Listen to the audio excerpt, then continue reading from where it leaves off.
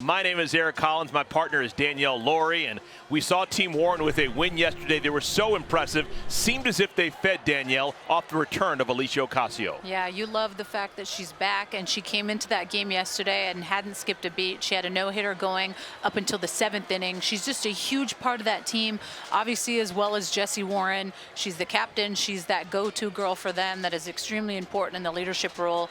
But it'll be interesting to see how Kat Osterman's team responds after losing yesterday to Team Hayward. That was a crazy fun game to call, but we'll see if they'll be able to pick up the slack a little bit.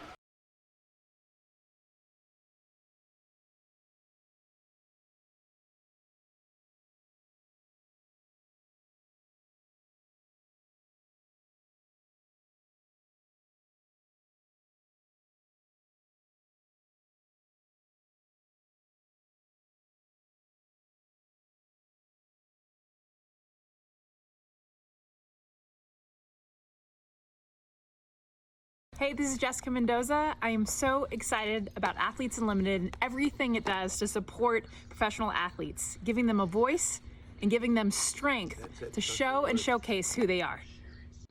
How about that first pitch? That was legit. She could give you an inning or two right now.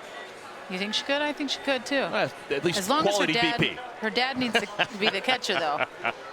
Jessica Mendoza, one of the greatest hitters in the history of fast pitch. She was dynamic. She will join us in the 2nd inning. So we will talk to her and see how she is doing and get her thoughts on this brand new league. Jessica Burrows is going to be in the circle. Burrows getting her 4th start of the season. Jessica Burrows is someone that is still trying to kind of find her groove a little bit. She's not going to blow you away with miles per hour or anything like that, but what she does have is a ton of spin. See, she's 0-3 on the year with that 8.02 ERA. A couple native Georgians working against each other. Burrows from Warner Robins. Megan Wiggins, former Georgia Bulldog from Winder, Georgia. Wiggins has been fantastic. .424 batting average with 4 homers. Ball and 2 strikes. Wiggins currently 25th in points, 25th out of 57, 850 points through her first 10 games. Off-speed pitch, had her out in front. Playable, foul territory, Jessie Warren.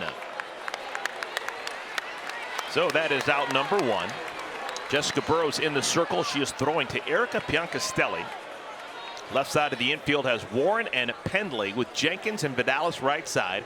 Ocasio out in left field. First time we've seen her out there. Morgan Howe in the middle of the outfield with Morgan Zirkle in right field. Narisa Myers had an atypical day yesterday. Didn't get a hit. Went 0 for 3. Actually never reached base. She struck out twice. That was in a loss against Team Hayward. Myers, even though she has 4 hits in 10 games, is been an on-base machine. 11 walks, 5 times she's been hit with a pitch.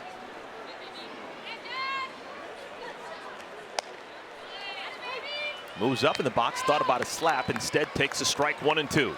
Well, and yesterday, the difference maker was Haley Wagner just owning Myers on the inside part of the plate. And she already crowds. She's on that plate as much as you can be. She just wasn't able to handle that inside well. That's the thing. Against those dominant hitters, you really have to be able to say, I'm not scared of you. If I come in, I'm going to bring it a ball to a ball and a half in, and I'm going to challenge you.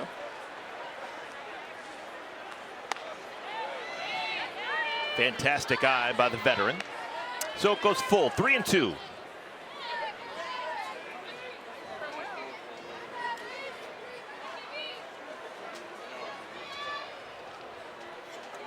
Here's the payoff. Called strike 3. That's 3 strikeouts in the last 4 at-bats for Myers. Unheard of. 2 outs, top of the 1st inning. This is the inaugural season of Athletes Unlimited Softball. And this is the Book of Unlimited. It is a 500-page tome. Huge. It was opened for the first time for the opening ceremonies the champion of champions. The top player in points will get a champion's medal, and they will have their name inscribed into the Book of Unlimited during the closing ceremony. That book will travel with this league, different sports that are played throughout the years. Pretty cool way of memorializing what we see here in the athletic fields. And also, the medals are there and you're going to get those, but there's also money. The top leader at the end will get the most money. Every single player in this league will receive money, but if you're up at the top, you're going to make the most. So that's kind of a nice incentive as well. Yeah, everyone gets their base pay, but then the end of the year earnings are decided by the points that you have. The person who has the most points of the 57 players gets more than the person who has the second most, who gets more than the person who has the third most, and all the way through the 57. Well, and the bragging rights of just being the best in this league would be pretty special, but the money would be just a cherry on top. DJ Sanders, hard to the shortstop Penley. Sidearm sling, side is retired.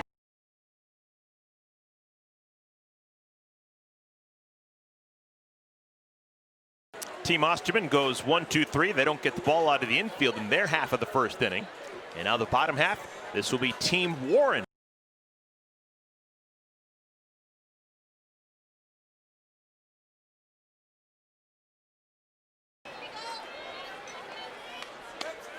And I love it, and I like that Kat was able to get her hands on her, and she got to see her in a regional a couple years ago with Texas State. She played collegiately at Cal State Fullerton. Jessie Warren hammers this hard down the line, but foul. Yeah, the story with Trish Parks is she was available. She obviously was well thought of after finishing her college career at Cal State Fullerton. A week ago, when Alicia Ocasio had to leave the league, personal reasons, she's now back. The league was looking for a player, and Trish Parks fit the bill. She was on the radar prior, and so she agreed to come to town, and thankfully, Alicia Ocasio able to come back as well. So now instead of 56 players here in Rosemont, Illinois, we have 57. Parks is the most recent, and she's getting an opportunity. Pretty big honor to have Kat Osterman say, "Will you please pitch for me?" 2 balls and 2 strikes. Right-hander Trish Parks. Professional debut under the watchful eye of one of the best to ever play, Kat Osterman. She's got a good arsenal of pitches. I mean, she mixes it up. She has that screw and curve as well as that rise drop, and you've seen her throw that changeup a little bit. I just think there's obviously nerves slowing, right? I mean, we got an ESPN2 game. Everyone's seeing her for the first time. The adrenaline's got to be there. Hard to left field. This ball is drilled over the fence in left. Jessie Warren opens up the ball game for her side with a homer, her 3rd of the year.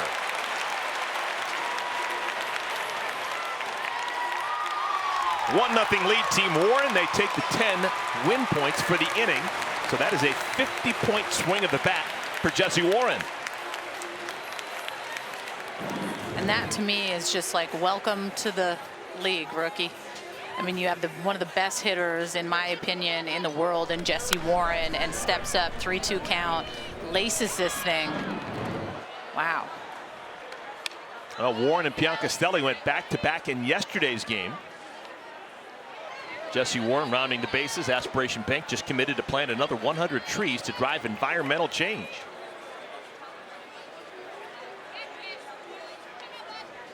That was the first inning of yesterday's game against Team Reed. Warren went for a homer, and the very next batter, Erica Piancastelli, hit a homer. Trying to do it for a 2nd consecutive day.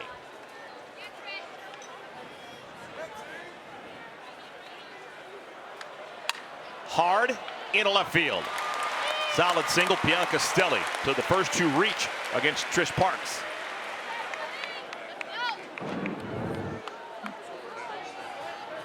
This is a 3-2 pitch. The inside part of the plate, and Jessie Warren just tomahawks this.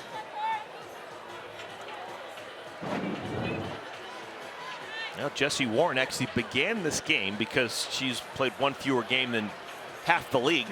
She came into this game actually on the outside looking in of the top 4 captains spots. But that changes here in the bottom of the first inning. She already has 50 points on the game. She's not going to go backwards from here.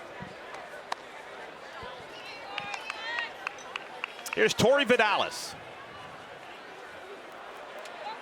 Vidalis 21st out of 57 players on the point list. First baseman out of Texas A&M. First 2 pitches missed, 2-0. Found it interesting that Jessie Warren switched her lineup card a bit from yesterday. Usually you win a game and you don't tinker too much. But Warren, who had been in the 2 spot with Piancastelli in the 3 spot and Vidalis in the 4 spot, basically took out the leadoff hitter, Morgan Zirkle, put her in the 9 spot and moved everyone up a notch. So Warren leading off the game, followed by Piancastelli at the 2 spot and Vidalis now 3.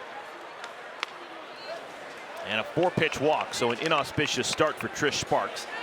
Trish Sparks, she gives up the homer to Warren, a single to Piancastelli, and now she walks Vidalis. You see Kat talking to the facilitator, Mike Viramontes, and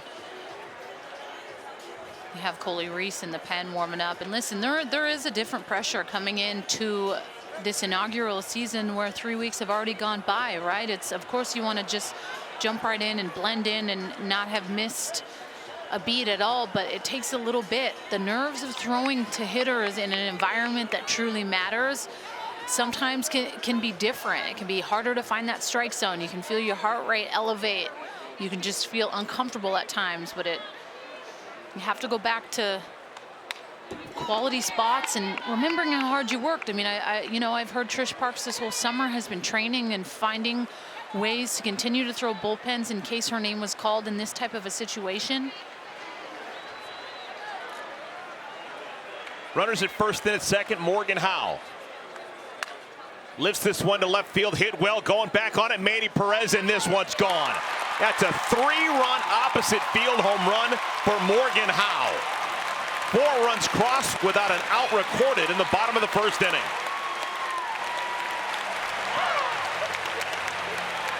Wow, Team Warren firing on all cylinders. And just taking advantage of being behind or ahead in count, excuse me. And the hitters are just purely on point. I mean, they really are. You see her weight on that changeup, wasn't fooled at all. So Park still looking for her first out. And she doesn't get it quick. It may be an early afternoon for her as Kat Osterman has gone down that right field line, and she is personally observing Reese as she continues to throw in the pen. She's now back in the dugout, but Kat had made a meander down the line to get a sense of where Reese was getting loose. Nadia Taylor. It's not like it's an easy answer to say, okay, I'm going to go warm up and put myself in this game. Kat threw yesterday and threw a lot more pitches than she normally does, and that takes a toll on your body, especially the older you are.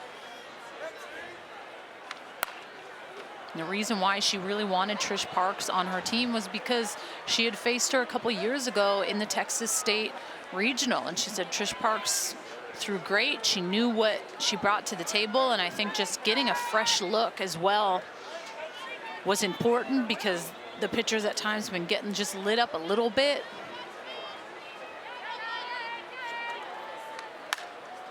Taylor slices it foul.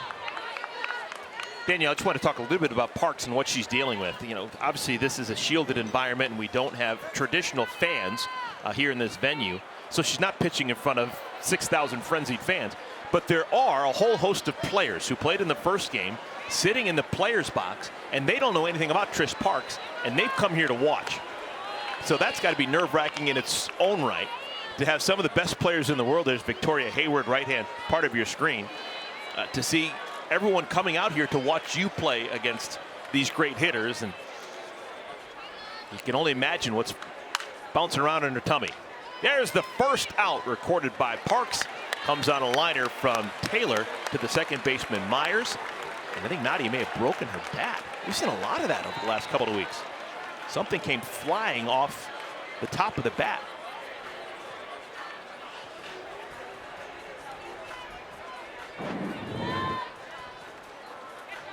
And she goes down to kind of go get it, and you see that little piece fly off.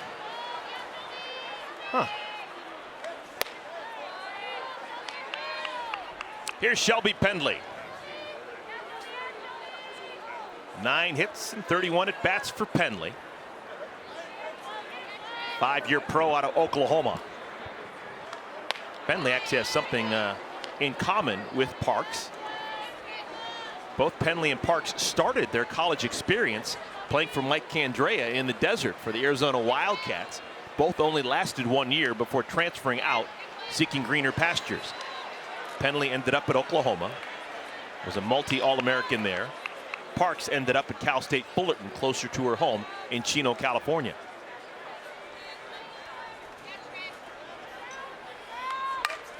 On the ground, Leach bobbles, and it's just enough to allow Pendley to reach base safely.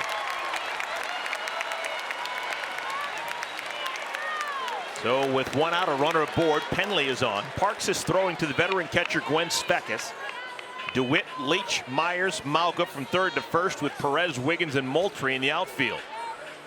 That's ruled an error on Leach, and so Pendley is aboard. Here's Ocasio, wide open stance.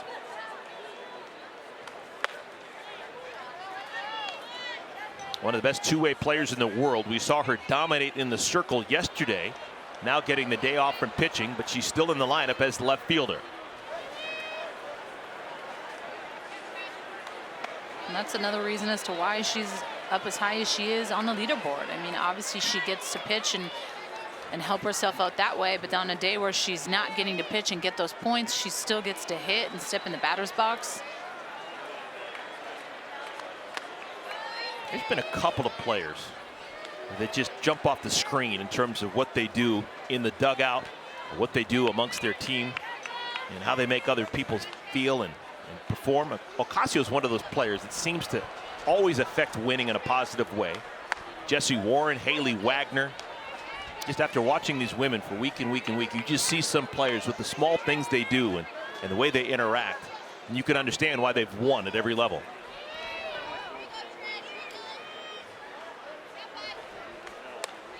But it's just their presence. You can just tell it's this, they carry themselves with confidence, and you know, you're usually attracted to that. You want to be around people that are confident, especially in this league and with playing this sport. I mean, confidence is what allows for you to be the difference between good and great at times. So you want to ooze that and you want to be around that. Second walk allowed by Parks. Ocasio scampers down to first base, and it looks as if Kat Osterman wants to make a move. So the professional debut for Trish Parks lasts only 7 batters before she is lifted. Coley Reese comes in. That meeting in the circle brought to you by Mariner Wealth Advisors. Kat Osterman in the first inning has to go to the pen to bring in Coley Reese. This has been an about face for Kat Osterman and her personal catcher Gwen Svekis after having unbridled success through the first 3 weeks. A 9-0 record. They lost yesterday and now down 4-0 here in the first inning. So a tough road to hoe.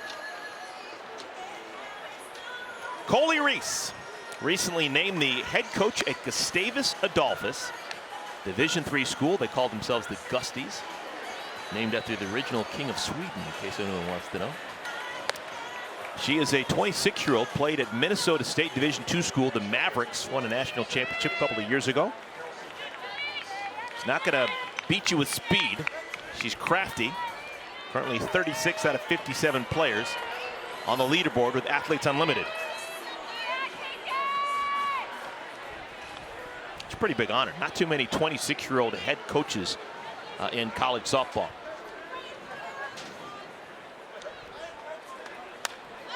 Lifted out of play. Gustavus Adolphus is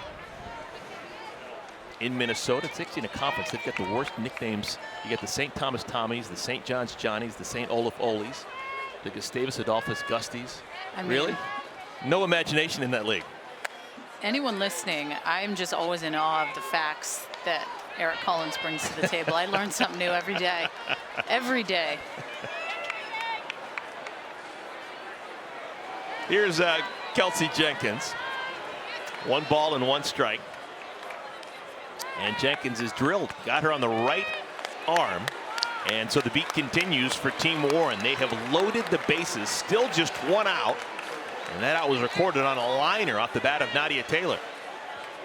This is definitely a different situation for Kat to be in, for sure. She's used to winning. Yesterday was the first time that she's lost, and now she's in that situation where they're down 4-0 in the first inning, and knowing the importance too of kind of saving herself. For her to go throw right now makes no sense. I mean, you got to see what you can get out of Reese. Well, one of the things, folks, about this league is sometimes runs, hits, and errors don't make nearly as much a difference as points. We have seen teams get off to huge leads in the first couple of innings, but then because of inning wins, it all kind of evens out. You could still lose a game and actually have more points than the other team because you win more innings than the team that wins. That's out of play. A ball and 2 strikes. That being said, for Team Warren, even though they have a 4-0 lead, they're not going to take the foot off the gas either, because everyone's playing for individual points, and you're not going to give up at bats when you have a chance to add to your total. 2 balls and 2 strikes. Infield is in. Ground ball to any of the 4 infielders, and they'll come to the plate with it.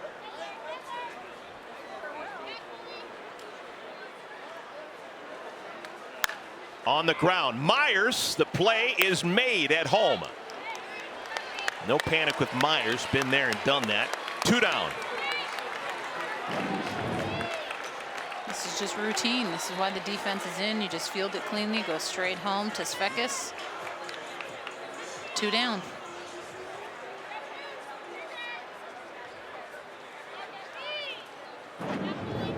Back to the top of the order, and Jesse Warren.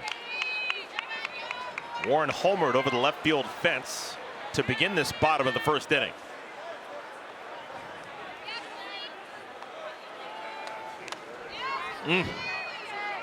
Looking for a grand slam there.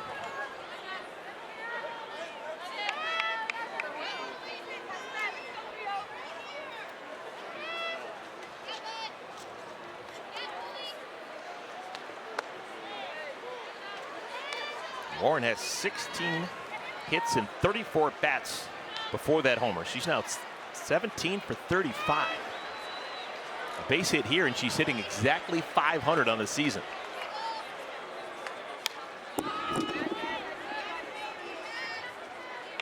Two balls and 2 strikes. 2 national champions working against each other. You got Jesse Warren, who won a championship playing for Lonnie Alameda at Florida State, Division I, against Coley Reese, who won a national championship at Minnesota State, Division II.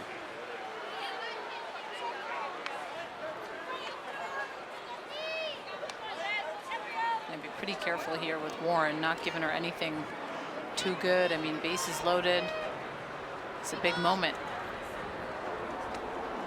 Oh, got her to chase a pitch. Ball gets away, and Svekis has nowhere to go with the ball. A run scores on the strikeout, and the inning continues.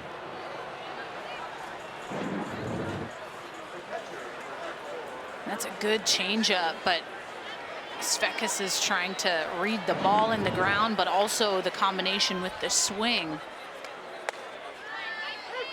That's just unfortunate. Wonderful instincts by Jesse Warren. Knew that she was fooled, swung and missed, and when the ball was in the dirt, she said, "I'm out." Ran immediately to first, and that's why there was no play.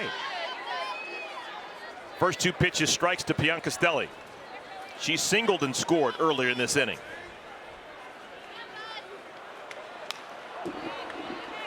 I feel like Kat's just getting a dose of what her team usually does to others.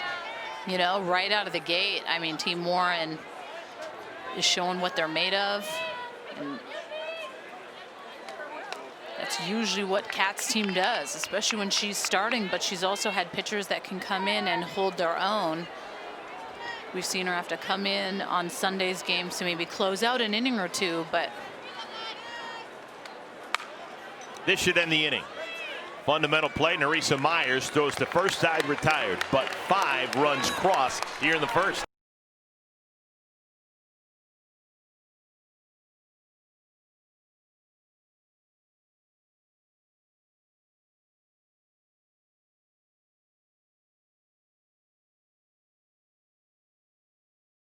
Also, Athletes Unlimited Advisory Board member. Jessica, welcome. Thank you for doing this. I know you're closely involved in this league. This is a lot of fun so far through the first month of Athletes Unlimited softball.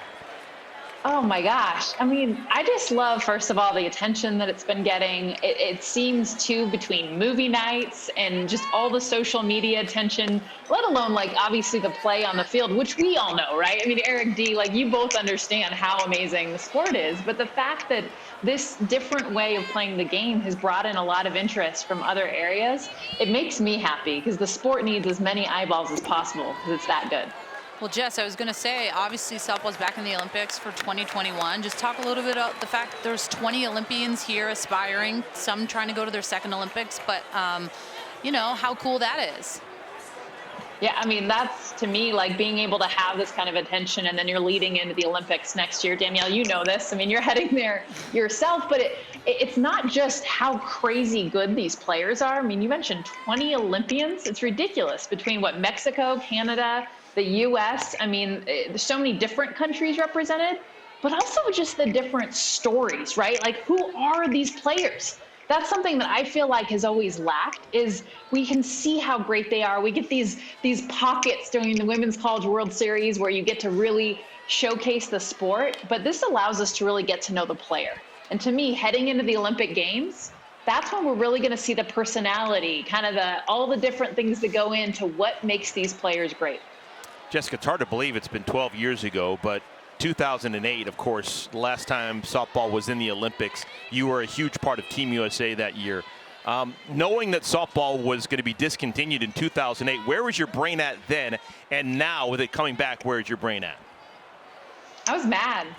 I was really mad. I'm still mad. Like, honestly, like, you can bring me back. It might have been 12 years ago. It feels like yesterday. I remember the phone call, you know, and I think, you know, I don't want to redig all the old stuff that happened, but I mean, we lost by 1 vote and it was a tie. So basically you needed to have just, you know, have 1 over the tie for it to be able to stay within the game. So we lost our sport within the Olympic Games. Back then it was like someone punched me in the stomach. And it was just hard to believe because, to be honest, we didn't really think it was an issue for us to ever leave. You know, it wasn't like, oh my gosh, this big vote is happening. It was like, we didn't even know about it. And then we find out that our sport is out of the Olympic Games. And for the reasons that then unfolded, honestly, the IOC, the frustrations, I was really upset, like, to say the least. There's other words I want to use, but I'm thinking maybe like. Jess, obviously with Team USA, you have Monica Abbott returning, but just looking at Kat Osterman, what she's done in this league, I'm sure you've kind of got to follow a little bit. Yeah. Just talk about her and obviously your guys' history, but what she's still able to do at 38 years old. I know. Can we get like a non-Team Osterman, just like one time? That's what I was thinking. I know. Like, she's going to continue to dominate, which, hello, that's Kat's style. But it's actually been fun watching her. I was actually watching last week with my boys, my 2 kids, and you know, they were asking a million questions, and I was pointing out, like, Mom played with Kat, and you know, we were roommates, and you know, they were asking how old she was, you know, because that was like the next week. You played with her? How, you know, I'm like, she's 37 years old. And I'm like, the thing with Kat that it makes so much sense why she can still be as dominant as she ever has been is, you know, I think about her fingers, how long they are. I think about, you know, Danielle, you know this just as much. You know, for her to be able to understand herself, what she can do. And she was never a high velocity pitcher. She was never max effort giving everything, you know, more like Monica Abbott, who's definitely more max effort. Kat was always finesse. And I feel like you can finesse your way to 47, let alone 37.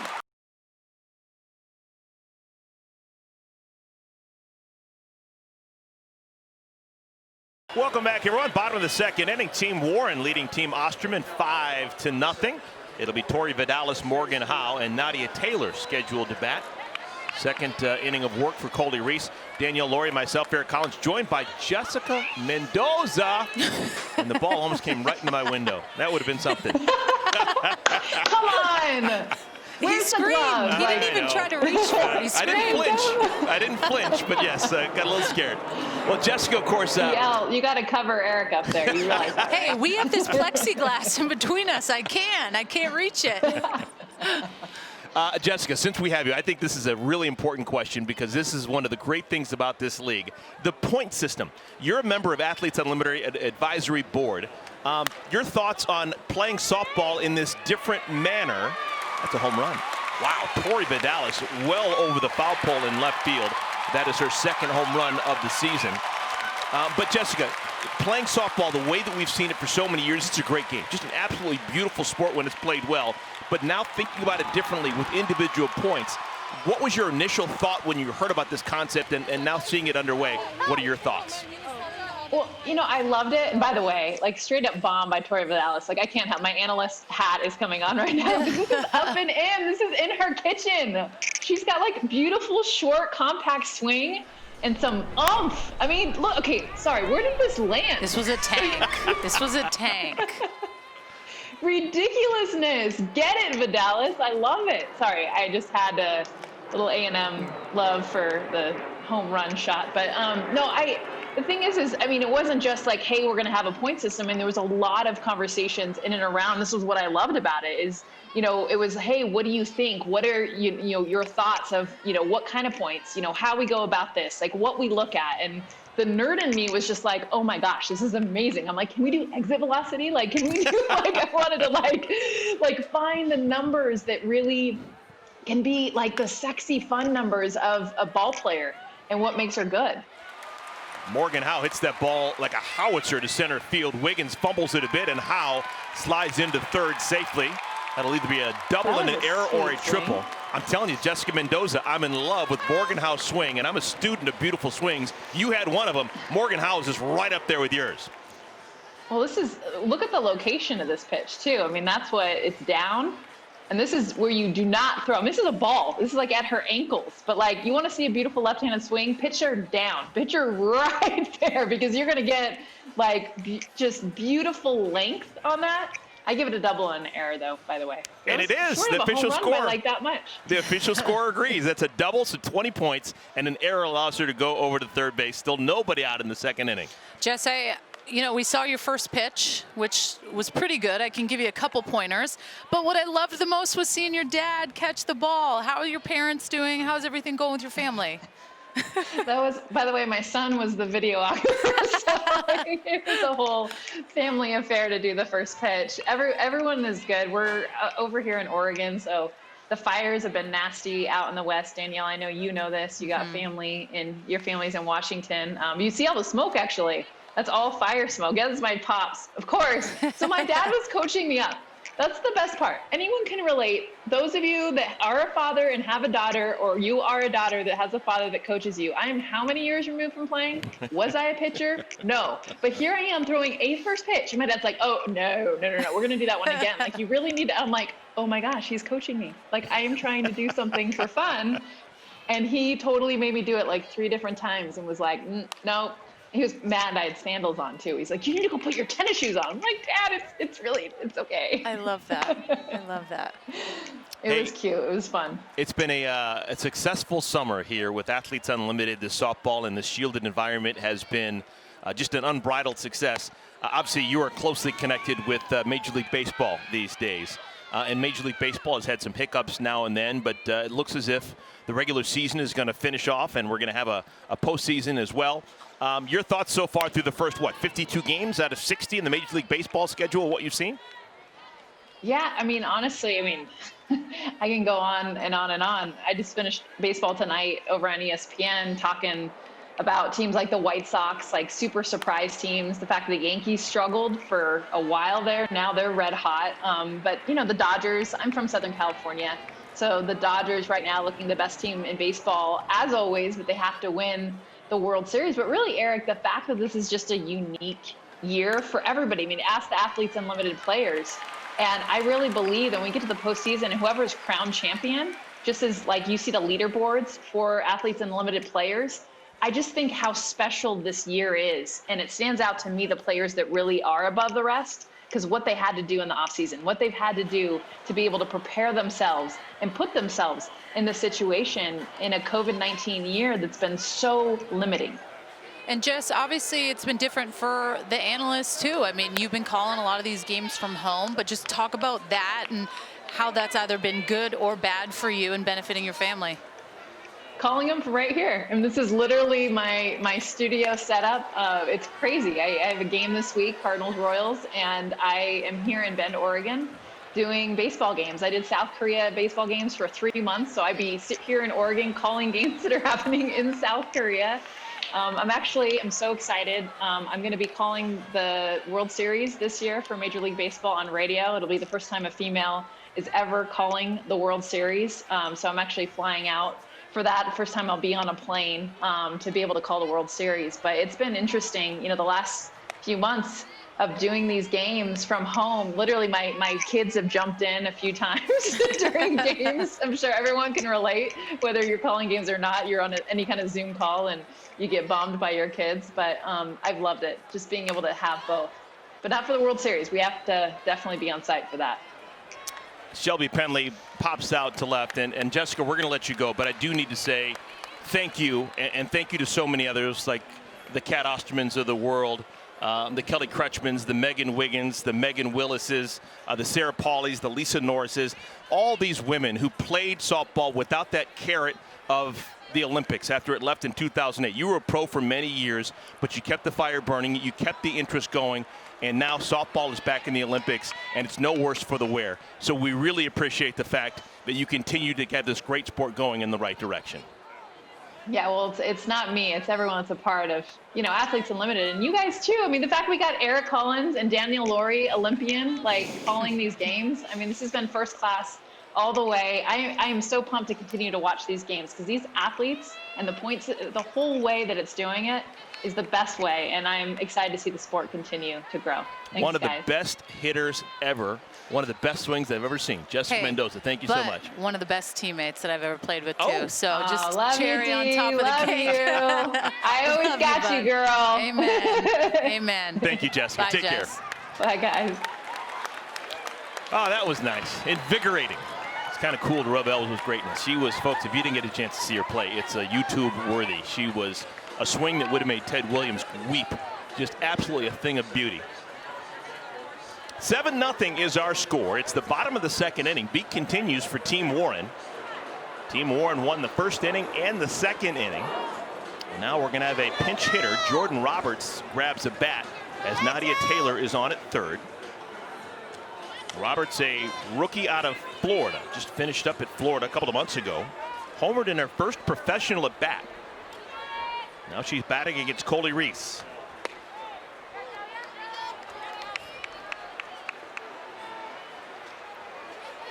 Home runs by Jesse Warren and Tori Vidalis for Team Warren. Warren's led off the first. Vidalis is led off the second. I think what's going to be so interesting for me, just kind of going back to the Jess stuff, is that's the Team USA that I was so used to. For 2021 now, it's just going to be such a different team, right? You're not going to have the Jessica Mendozas or the Stacey Newmans or the Crystal Bustos. It's just such a new, young USA with a sprinkle of some older gals in Monica Abbott and Kat Osterman. So it's going to be a pretty crazy Olympic Games. Nicole DeWitt, this will end the inning. Throw across the diamond side, retired.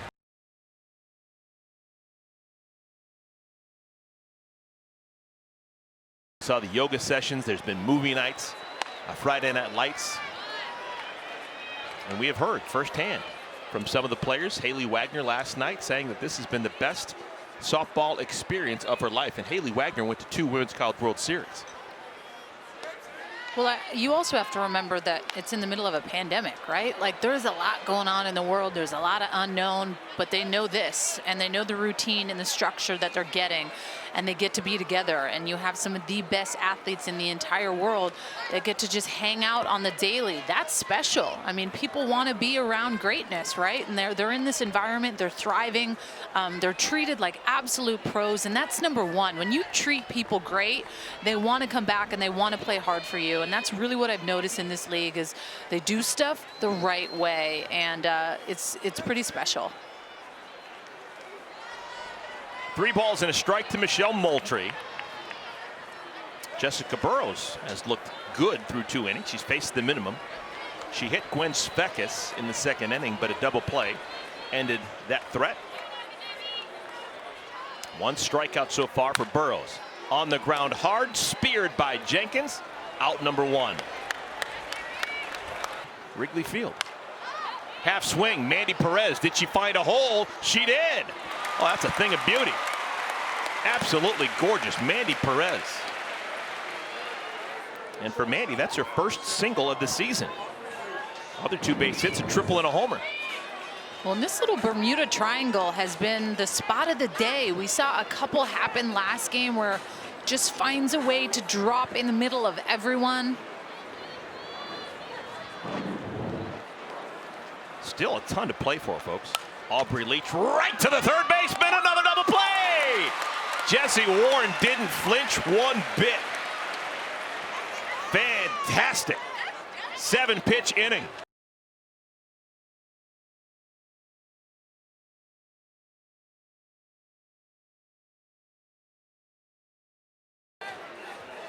Seven nothing, a lead for Team Warren as we play the bottom of the 3rd inning. Team Warren has won both the 1st and 2nd inning, a chance to win it here in the 3rd. Here's the updated league leaderboard brought to you by Geico, the top 10. Jessie Warren actually began the game on the outside looking in. She has since leapfrogged Haley McClenny. She has 60 points already in the game, and so she is now into the 4th spot on the leaderboard. The top 4 players are all captains come next week. We will see Warren batting 2nd this inning.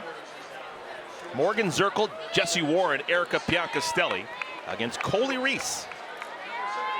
This has been the most extended experience in the circle for Coley Reese now, a month into Athletes Unlimited softball season.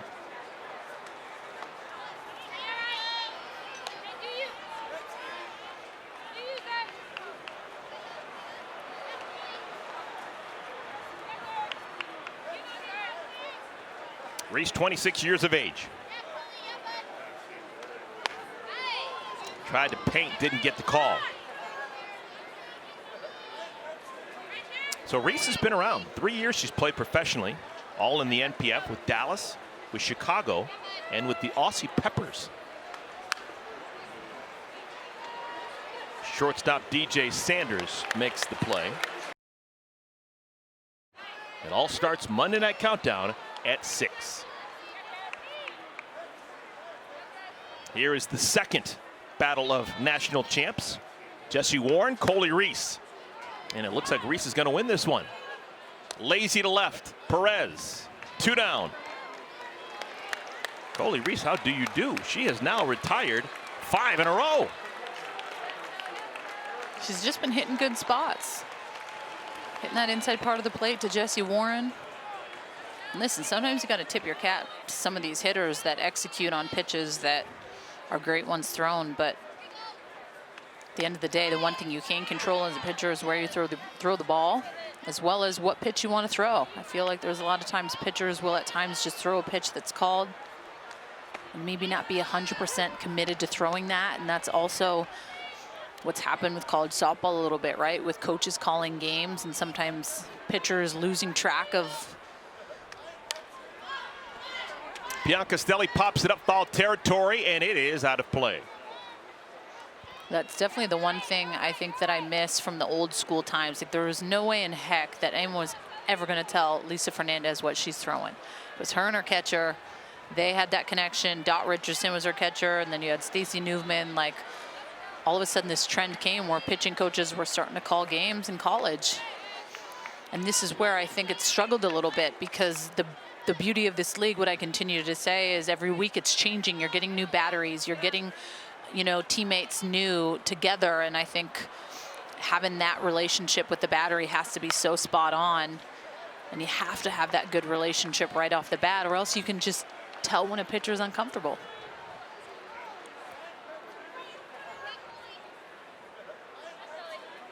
Ball and 2 strikes to Piancastelli. Reese has retired 5 in a row. Man, no one takes a bigger hack than Piancastelli.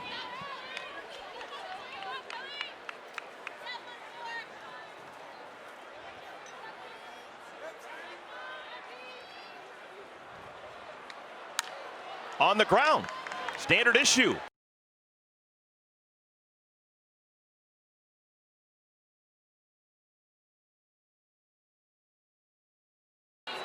Here this inning, Megan Wiggins, Nerissa Myers, and then DJ Sanders against Jessica Burrows, who faced the minimum through 3 innings. And a good start here. Wiggins, solid single. That's the first base hit for Wiggins of the weekend. She went 0 for 2 yesterday, so Megan back on the beam.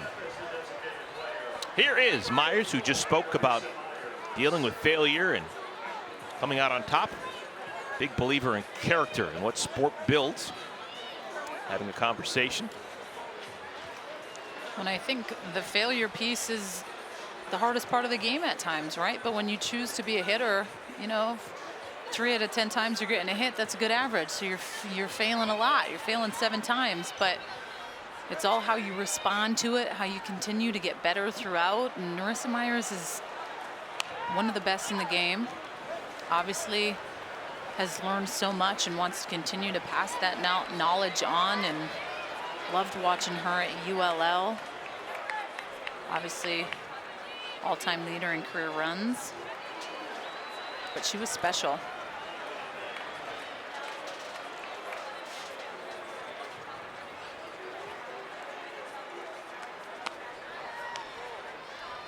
Nerissa Myers played for the Great Britain national team, trying to qualify for the Olympics last summer. If you look closely, knob of her bat, you can see the Union Jack flag, and back of her helmet there is a acknowledgement of Great Britain. Her mother was born over in London, England. Mother moved over to the States, lived in New York for a while, and then moved down to Mississippi. There's the Union Jack. So this past summer, Nerissa was playing for Team Great Britain and then stayed over in Europe and played professionally in Italy for a while. She's all softball all the time. I asked her about it, and she said, "Man, there's no point in coming back. It's a long trip. Might as well stay over there and play some softball." Yeah, if you got a game going, she wants to be a part of it.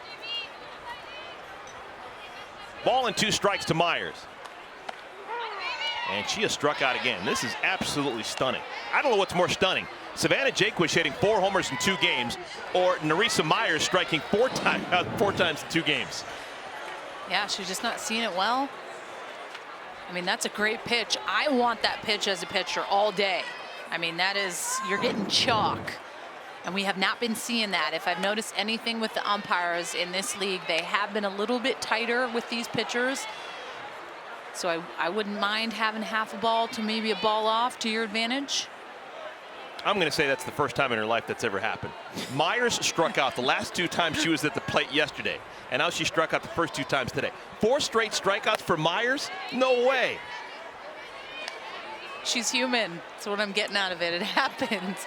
She just talked about failure. There you go. Here's DJ Sanders.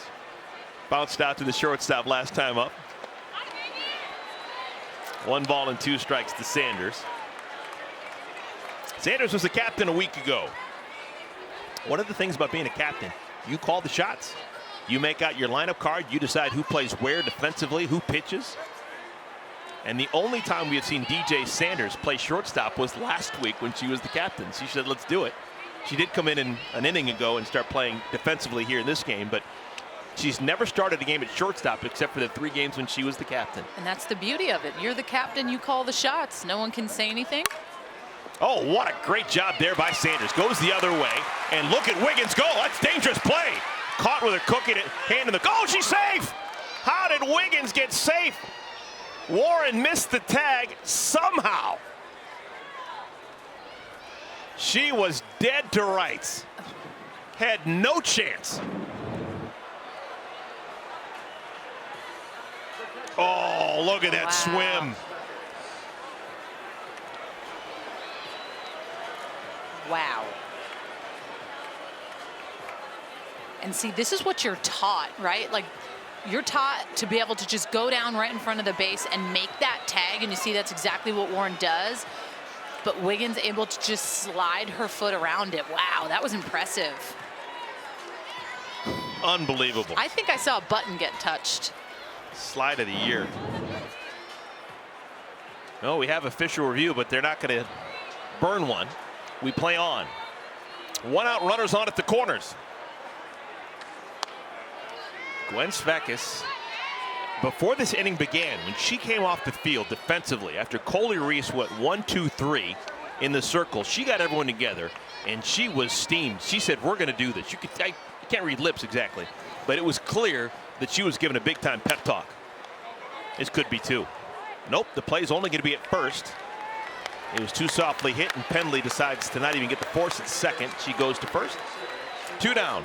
Well, fans want to get even closer to the game. Become a member of the Unlimited Club to cast votes for player MVPs, get access to our members-only dugout chat and bullpen cam, and interact with the top point leaders after the draft each week in members-only meet-and-greet sessions. Learn more about the Unlimited Club by visiting auprosports.com and clicking Unlimited Club in the upper right of the page. First ball swinging, Nicole DeWitt. Easy play to center field.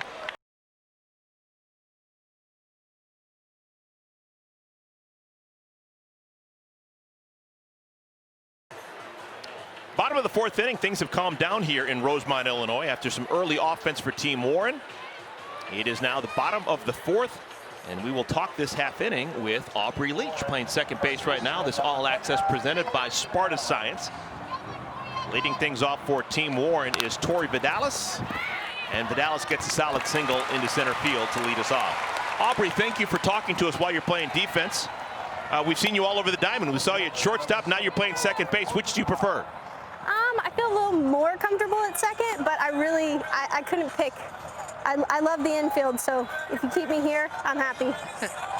What's been your favorite part so far about obviously being a part of the inaugural season, but what have you loved about Athletes Unlimited? Just the talent overall, to face, not only the best, but in different team combos and different, pitching strategies each week has just added another element to the game. Morgan Howe, the batter, and Howe takes called strikeout or half. Hey, Aubrey, I've noticed when you play for Kat's team, and I don't know if you do it for everyone's team, but frequently I see you giving signals to the outfielders behind your back. What's that all about?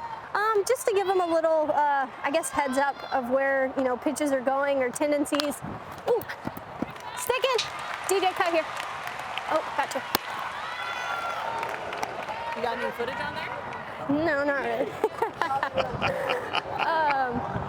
No, just to give them a heads up. Are you giving location or are you giving the actual type of pitch? More location. There's a few pitches from a couple of our pitchers that tend to get little flares, so I'll give them a heads up on which ones those are. Aubrey, talk to me yesterday after you guys lost to Team Hayward. Do you guys have a team meeting about anything? Did Kat have any words to say? Yeah, we kind of all just felt off yesterday, and so our goal today was to regroup and find some motivation. You only have so many games left, and we really wanted to take advantage of this time. So Kat really broke it down, and we kind of met and said why we think she picked us and why what we're gonna bring today.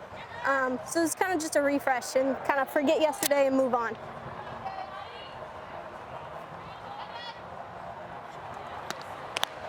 See you, Gwen. I got you.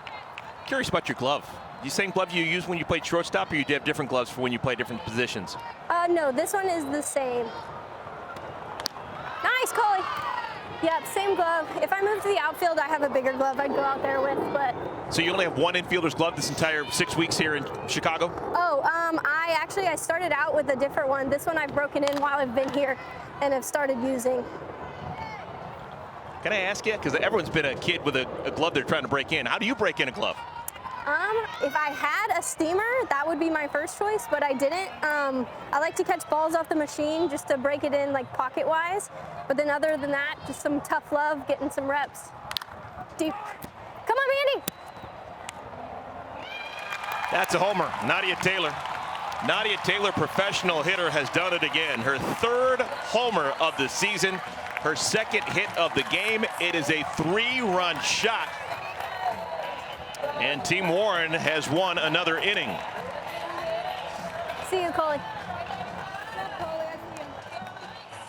Aubrey, thank you for your time. Really enjoyed catching up with you. You're welcome. Thanks, guys. So a 3-run home run, that's going to end the afternoon, at least for now, for Coley Reese. We're going to have a new pitcher coming into the game. Morgan Foley will be the third pitcher. Yeah, and I think you have to make this change. 3-run home run. We still have no outs on the board, but I mean, Nadia Taylor, wow. Off-speed pitch, sits on this thing. Just a hammer. And she, to me, for the old school people watching this, she really reminds me of Dina Tyson, who I played with at the University of Washington. Her dad coaches the Corona Angels. Her sister Tori Tyson played at Nebraska. Like, she just gives me that vibe, and how she swings the bat. I've yet to see someone swing and take hacks like Nadia Taylor. All right, Morgan Foley replaces Coley Reese, who had replaced Trish Parks.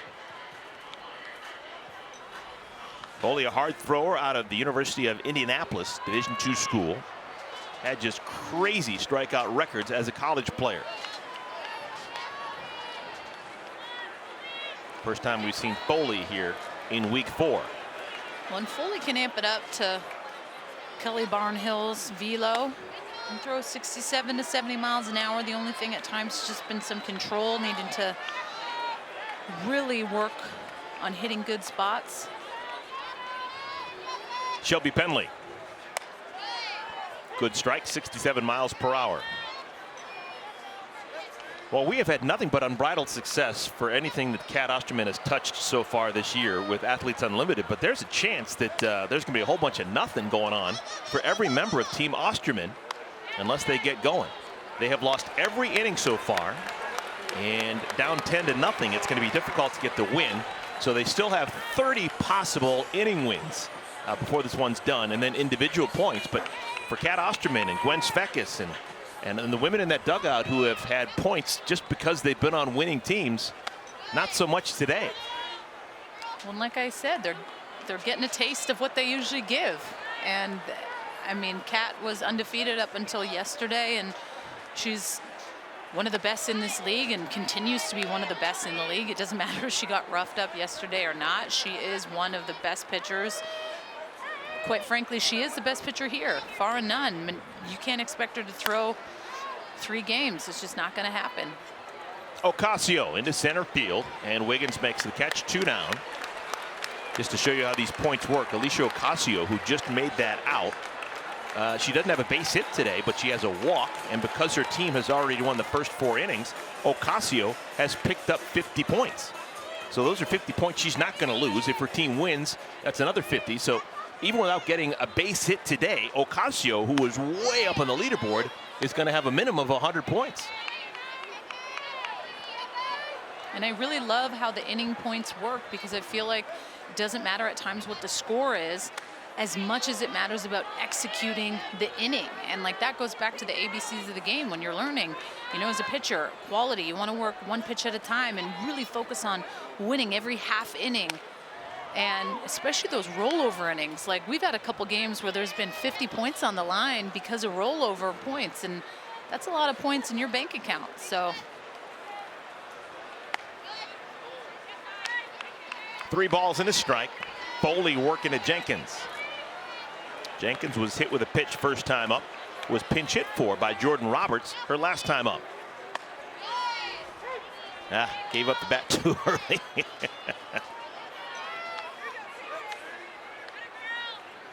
3-2. Into left field. That one's slicing and foul. Jenkins gave it a ride. Seems as if Morgan Foley is working quicker than I remember her in weeks past. She's getting the ball, she's not thinking, and just firing it, and so far so good. She's always been a quick pitcher, but it's a little bit more apparent today for sure. She gets the ball back, and if I'm a hitter, I'm taking notice of that. Down the left field line again. Almost a carbon copy. You couldn't do that again if you tried. 2 balls down the left field line that landed within a foot of each other, off the fence and left. And I mean, if I'm having a pitcher that's quick pitching me, I'm trying to get in her dome all day. Like, you see how Foley's already on the mound. KJ's not even in there yet. Like, as soon as she gets the sign, I'm having time up and not letting her rush me. Mauga uses that big glove of hers to make the out.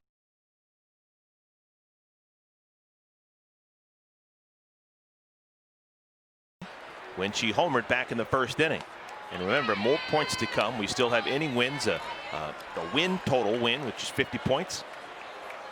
And then MVPs will be voted for when the game is done.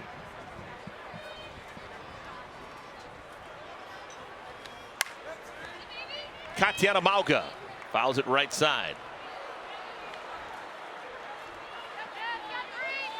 Mauga bounced into a double play to end the second inning. On 2 separate occasions, 2 times in 4 innings, Team Osterman has hit into a double play.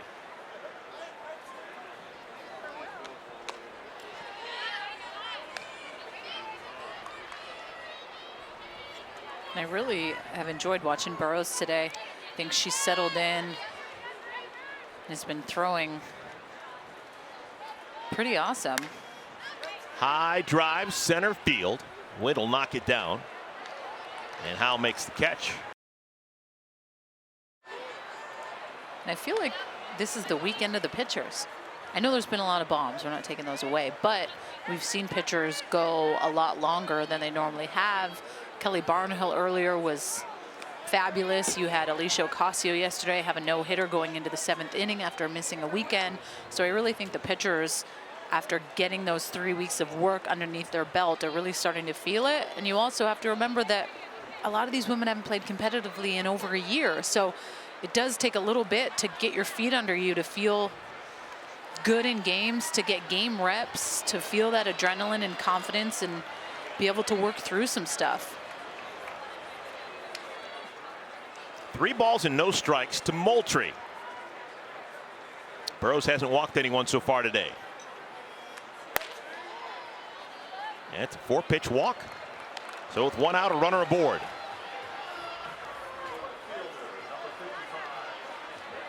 Mandy Perez, half swing single her first time up. Now 3 hits and 14 at bats on the season.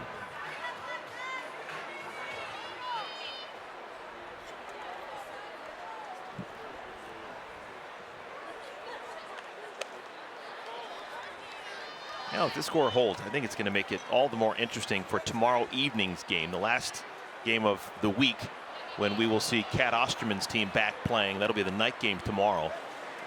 Kat clearly is going to have to pitch and pitch deep into the game.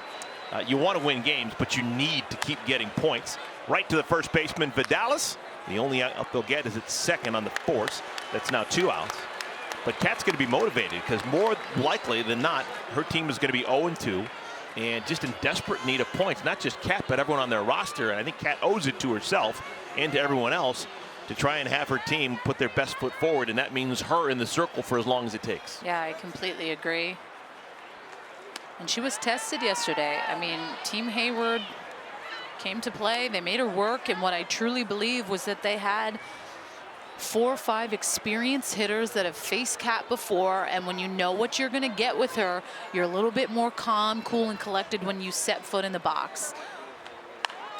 And when you have those experienced hitters in a row, obviously Hayward has faced her, Jaquish has faced her, you have Taylor Edwards, you have Haley McClinney. Those 4 in a row, 5 in a row right there are setting the tone for the rest of the lineup. And just right out of the gate, I remember Vic Hayward just setting the table, getting on base, and making Kat work. And I went and I had a conversation with Kat after the game, just checking in. You know, she's a friend. I'm like, how are you? And she goes, you know, it's just one of those days where you just don't feel good in the pen before the game, but you go and you try to make it work. And she found a way to keep battling. Leach gets it down. Look at the prowling. Jessie Warren almost made an out when there wasn't an out to be made. How did it even get close? Shovels it with her glove to the first baseman, and somehow Leach just barely beats it by a whisker. But this is incredible. Well, and that's the only thing that you're able to do, and she, just by a foot. And I think if she were to try to transfer it to her hand, it would have still been safe. Jessie Warren, wow, she's so good. Look at that range. Look at that angle. I love it. Infield single for Leach. Runners on at first and at second. Megan Wiggins went too far. Team Osterman has not won an inning They have been shut out through 4. Getting a run here would do wonders for the team's psyche.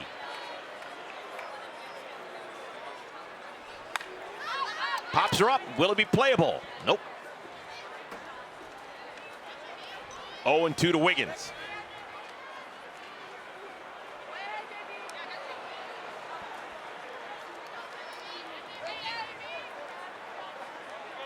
Wiggins a single her last time up. Facing Burrows for the 3rd time. Burrows is just a prime example of you don't need to throw the ball 65, 70 miles an hour to have success. I've seen 57 miles an hour on the radar gun at least 15 times today, and she's found ways to get some of the best hitters in the world out. Snap throw down to second.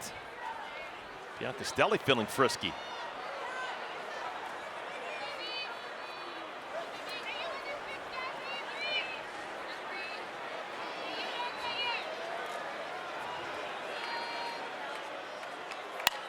On the ground, Pendley shuffles it over to the second baseman. Jenkins covering, side retired.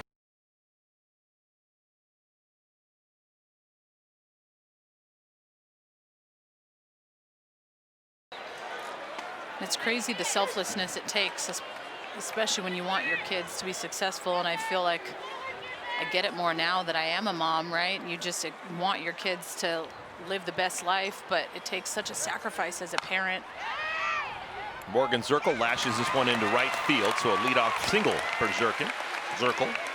I'm slightly jealous that her dad would catch her bullpens. I hit my dad one time when I was 12, and it was absolutely not, never again.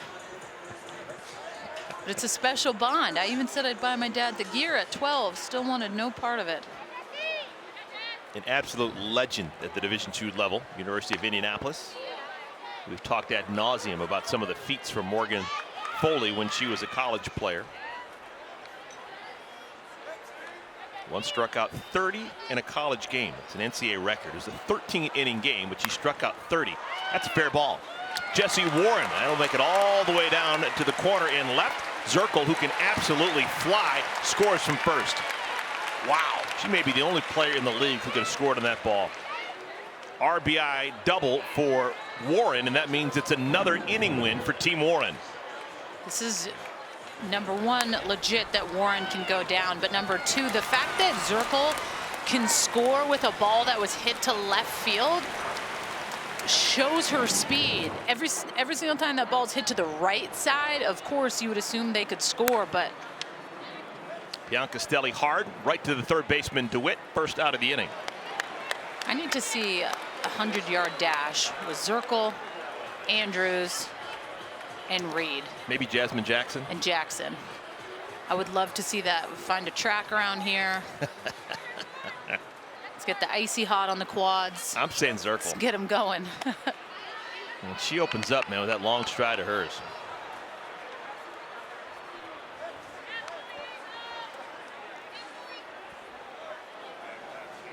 Tori Vidalis, a homer earlier today, interrupted our conversation with Jessica Mendoza. And that was a tank. She hit that over the bleachers in that little grassy knoll area, and Jess had to comment, the analyst in her, because it was such a bomb.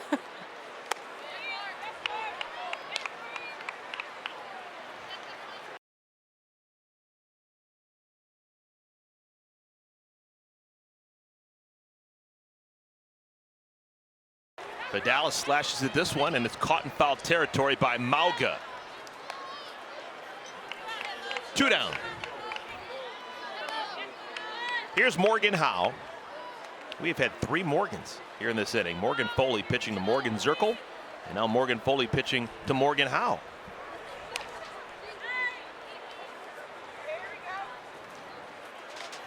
She is on the short list of all-time great left-handed swings that I've seen. I've made it clear what I think of Jessica Mendoza's lefty swing. Caitlin Cochran, former Arizona State Sun Devil. Fantastic swing, and I love the setup and swing of Morgan Howe. Pretty swing, bad result, right to the first baseman. Mauga, side is retired.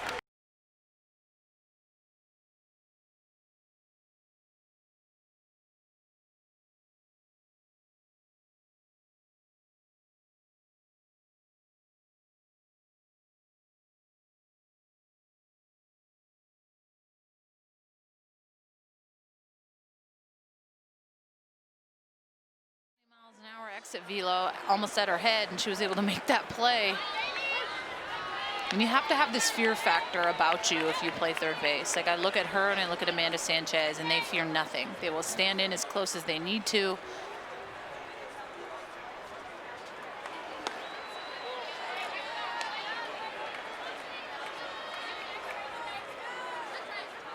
Take a look at that leaderboard. Jessie Warren is now in the top 4. And I love the look of that glove. It's clear she loves that glove. She's got tape on it. Looks like she's got marking on it. She is not giving it up. It's been good to her. She's going to be good to it, right? Love your glove. Sachelle Palacios batting against Taylor McQuillan. These guys were mortal enemies as collegians. McQuillan played at Arizona, Palacios at Arizona State, but now they're besties because they play for Team Mexico together. They know each other well. Obviously, because of that, Palacios is that main staple behind the dish for the Mexican national team. And she's been on a team with McQuillan so far in this league. Those are the Team Mexico Olympic national team players. Ball down in the dirt, and Palacios is on with the leadoff walk. Fans, head to auprosports.com to get your Athletes Unlimited gear and check out our Fan Zone to download your watch kit and participate in Pick'em games. And don't forget to follow us on social at AU Pro Sports for exclusive inside content. Amanda Chittister, game to write home about. She had a home run, her first of the season, earlier today.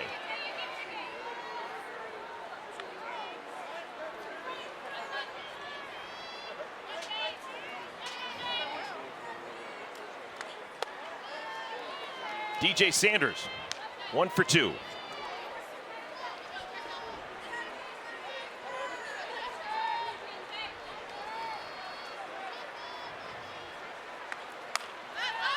Little flipper behind the plate, and Bianca Stelli gets it before it hit the screen. 1 down.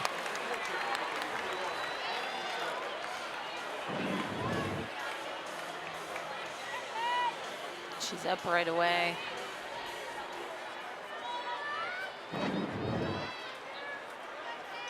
Here's Svekis. All right, Danielle, I'm just going to throw it out there. Gwen Svekis has been the #1 overall pick in each of the last 3 drafts. She has been the caddy for Kat Osterman. They've been connected at the hip. Kat clearly likes throwing to her. She's made a conscious decision to get Svekis on her club. Now, Svekis is hitting below 200. Now, the majority of her worth is defensively in the dugout. She does have that power factor when she gets to it.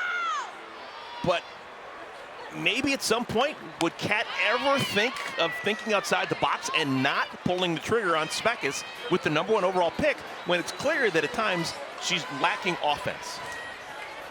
That's a great question. I can tell you what I would do, but I have a good idea what Kat's going to do. I would want to go with another solid pitcher that could help me out to help me win games. And then I would want to go with another solid competitive hitter, whether that's McClinney, whether that's Savannah Jaquish, whether you're able to get Victoria Hayward. I also know the importance of having someone behind the dish who you truly vibe with, because if you don't have that, then you're kind of uncomfortable in the circle. But I mean, I think at times too, it's about taking ownership of what you want to throw, and it doesn't matter who's behind there. At the end of the day, you're throwing what you want to call. And there's some other catchers in this league that have caught for Kat. I mean, Monroe, she's caught with her on Team USA. Taylor Edwards. You can't tell me that Gwen Svekis wouldn't be available later in the draft. I'm not sure that anyone else is going to grab her 2nd or 3rd or 4th overall. The only thing that I could see someone doing is doing it in spite. So taking Gwen to rock the dome of Kat, to completely rattle her cages, and we would do that. Like, that's instantly you want to be able to get in the best player's head and say, all right, we have 1 week to go here of points. If we can find some way to you know, shake the cage a bit, is it going to mess her up? Why not try? I would. Yeah, the draft this most recent week, Gwen Spekas went #1, and then the next 3 picks were all pitchers: O'Toole, Wagner, and then Ocasio.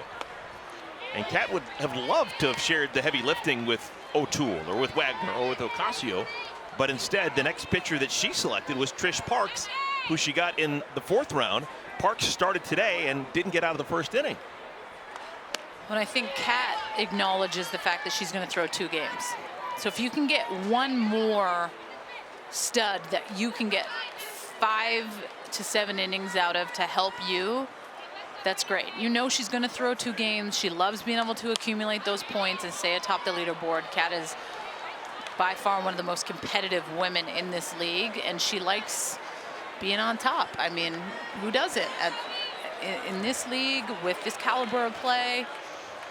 The proof's in the performance, in my opinion, right? So if she's feeling it, she's probably not going to change it up, and she will go with Gwen.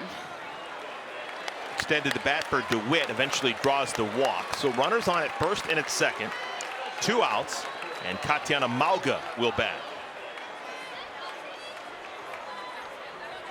So 2 base runners allowed by McQuillan here in this 6th inning. Both of them have been on the base on balls. Katiana Mauga, college teammates with McQuillan. Currently 13th out of 57 in points is Katiana Mauga. She's batted twice and accounted for 3 outs. A double play hit into in the 2nd and a fly ball to center in the 5th. Team Osterman has not won an inning today.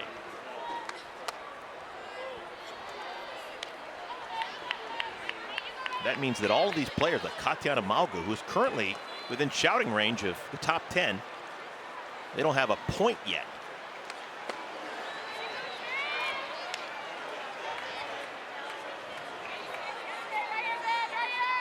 A lot of different ways to win points, but we keep talking about it. The best, easiest way is to win innings and games. Ball gets away from Biancastelli. I think that'll be a passed ball. If she crossed up, that ball didn't look like it would be that difficult to catch, but it goes all the way back to the screen. It was kind of a missile, just like right into the ground. It's never easy. You see Biancastelli set up on the inside part of the plate, and McQuillan just misses her spot. Yeah, it's a wild pitch. So runners at 2nd and 3rd. A well-placed base hit could score a pair.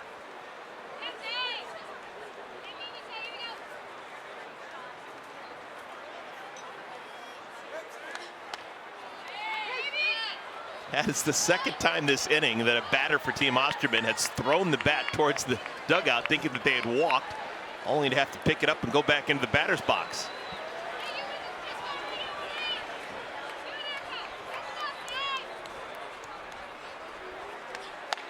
Swung on and missed. McQuillan throws a 0 up there.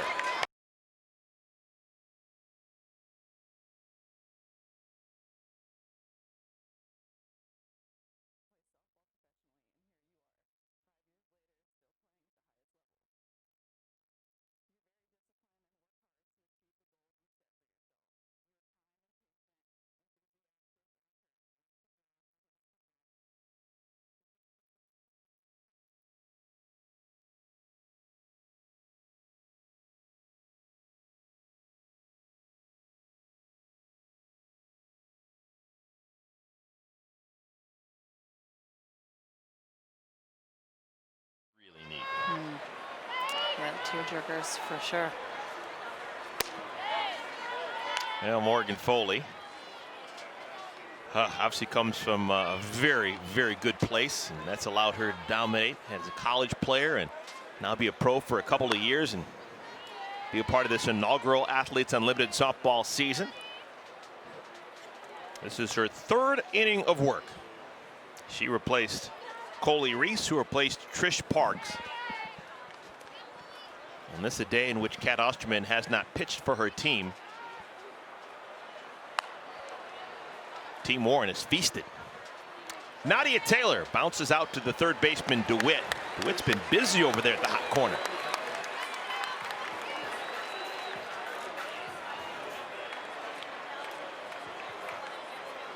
Here's Shelby Pendley. Something to keep an eye on. We still had this top of the 7th inning. When we get there, something to play for. Shutouts are super rare in this league. When there is a shutout, there is a monetary incentive for every player on the team that pitches the shutout. So that is on the minds of everyone when we come back for the 7th inning. We will keep a close eye on what happens. Scheduled to bat in the 7th inning for Team Osterman, trying to avoid the shutout. The bottom third of the order: Moultrie, Perez, and Leach.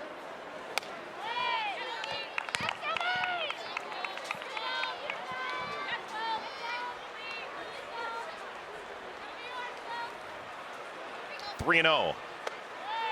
4-pitch walk to Penley.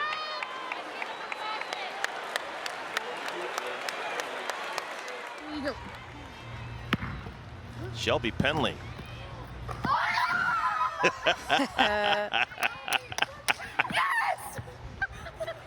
She shouldn't be so surprised. She's an athlete. And that is almost a half-court shot, so I guess I'd be the same. But. And she's strong, too. We've talked about the fact that she's dabbled in bodybuilding, so getting it to the rim from that far away wasn't that big of a deal. Here's Alicia Ocasio. Ocasio, the way that things are shaking down, even though she doesn't have a base hit today, she did reach on a walk, so 10 points there. But because of all of the inning wins and the potential game win, we think that she is going to be in 5th when it comes tomorrow to the leaderboard.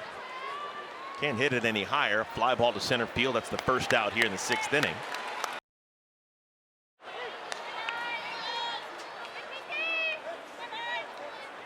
Kelsey Jenkins.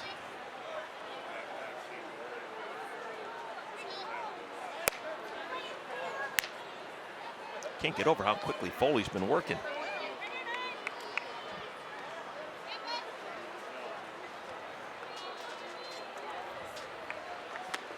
It's kind of like cardio pitching a bit.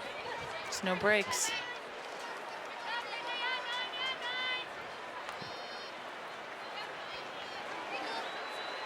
Out of the pen, this is pitch number 45 for Foley. And it's lifted foul. Count evens, 2 balls and 2 strikes. Final game of the day. Earlier today, we had an 8-3 win for Team Hayward. Victoria's team. Victoria Hayward's team's 2-0. They continue to roll. In their win, Savannah Jaquish was the hitting star. 2 more home runs. That means she has 4 homers on the weekend. The MVP votes, Savannah Jaquish got the most, 60 of them. The starting pitcher, Kelly Barnhill. She was the 2nd MVP, and Haley McClenny was MVP 3. How good of a game was it for Team Hayward? Well, Samantha Shaw, all she did was go 3 for 4 with 2 homers. She also pitched and got an out in a very important inning, yet she wasn't even 1, 2, or 3 in the MVP voting. Into left, this is caught. What a play! Mandy Perez in left field. Nice work.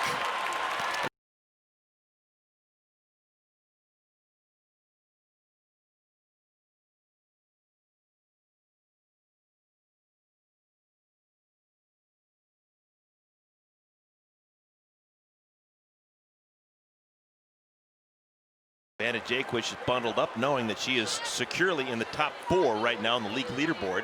4 homers in 2 days will do it for you. Kat Osterman, Victoria Hayward, and then Jaquish. Michelle Moultrie leads things off. It'll be Moultrie followed by Perez and then Leach. 7th and final inning.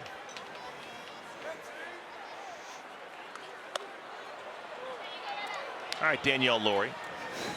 Fantastic pitcher that you are, every level possible. When you face a batter like Michelle Moultrie, who's got that high leg kick with the front leg, does that lead you to believe anything when you're pitching? Would that give you an idea about how you'd want to pitch to her? No, not necessarily. I mean, maybe with the leg kick, you'd think, okay, if I get the change up, it could maybe kind of get their weight a little bit forward. But Moultrie's sneaky because she can drop that bunt and she's big to be able to do that. But like I said, I saw her tomahawk that home run a couple weeks ago, that with the bat speed that she's able to get on the inside part of the plate, like if you're throwing to her, you got to get it knees and down. Anything up in her wheelhouse by her hands, she's just able to get on plane with. But that little leg kick gives her that extra little giddy up she needs on the ball. 3 balls and 2 strikes. Taylor McQuillan, second inning of work.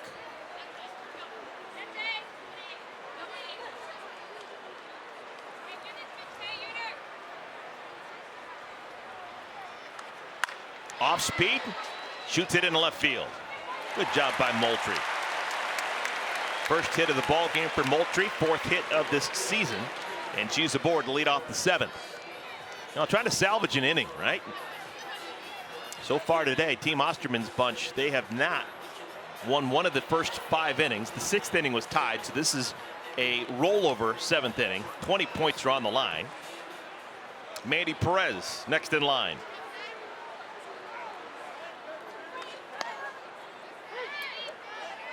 We don't see many shutouts, and we know the importance of that with that cash bonus for everyone on the team if that happens. So those are big deals. As a pitcher, like, I would feel that pressure a little bit. Like, all right, I've come into this game, I had a good inning last inning, I need one more solid inning, and then I can get everyone on my team paid. But if I give up that one run, you can kind of feel that a little bit.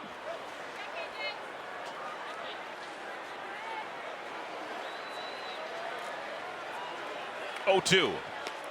And Perez on top of it. That's the first out. Second strikeout for McQuillan.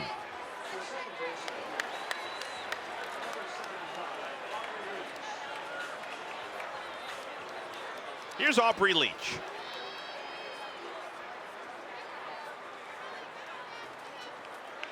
Again, today at short, finished it at second. Singled her last time up.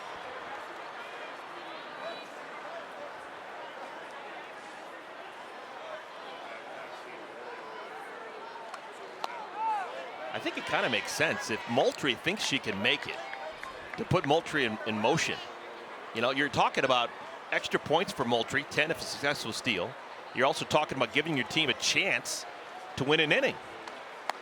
I know it's 11-0, and generally people are like, oh, you don't steal an 11-0 game, but there's still things on the line that are pertinent to how this game is played.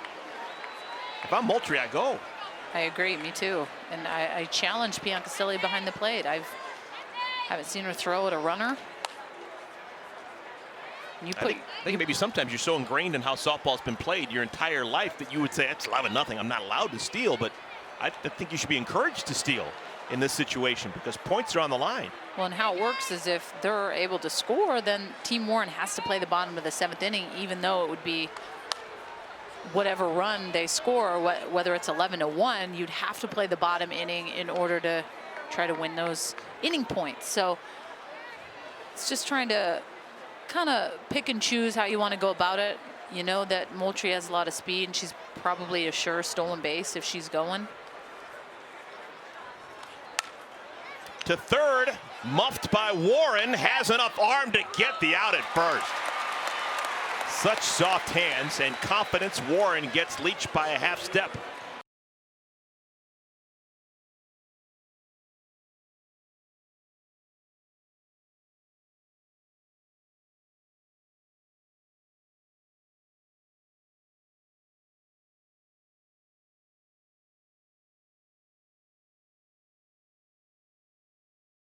What the MVP voting is going to be like. Here's Megan Wiggins trying to put her club on the board.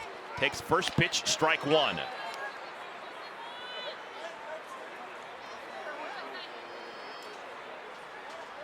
Wiggins a single in 3 at-bats.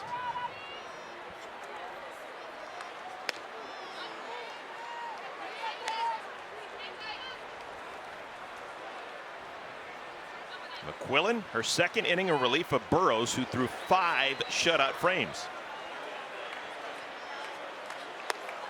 Went too far.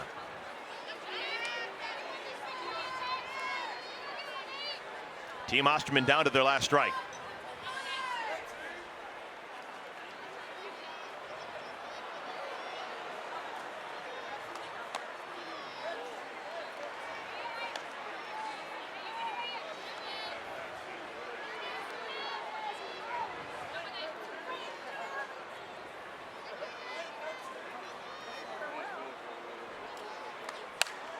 Hard to right field. That one's playable, and the catch is made by Zirkle. The game is over. It is a shutout.